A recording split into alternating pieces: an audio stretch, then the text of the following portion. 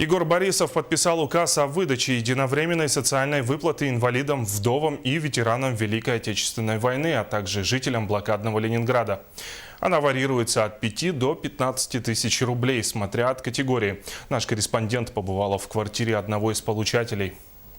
В связи с празднованием 69-й годовщины победы в Великой Отечественной войне раздают единовременные выплаты участникам, ветеранам и вдовам Великой Отечественной войны. Вот раздаем пенсию, выдаем ветеранам войны и вдовам сумму, которую они назначили.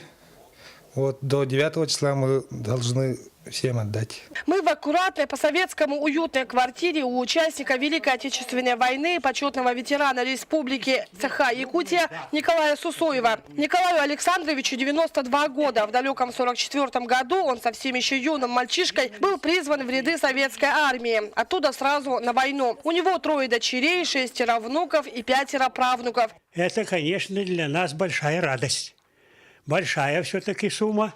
И мы очень благодарны правительству, руководству за то, что внимание оказывает нам, участникам войны. Единовременную выплату кому-то на квартиру доставит почтальон, кому-то зачистят сразу же на лицевой счет Сбербанка России. Сумма у всех разная. У инвалидов войны по 15 тысяч, у участников войны по 12 тысяч, вдовы по 5 тысяч, вдовы погибших 10 тысяч. Это не единственная помощь свидетелям той страшной войны. Так, авиакомпания «Якутия» каждый год проводит акцию «Великая Победа», в рамках которой ветераны Великой Отечественной могут получить бесплатный авиабилет, а сопровождающее их лицо авиабилет со скидкой 90%. Ростелеком в этом году также продолжит ежегодную акцию «Бесплатные звонки и телеграммы однополчанам». Ульяна Винокурова, Иван Семенов, НВК «Саха».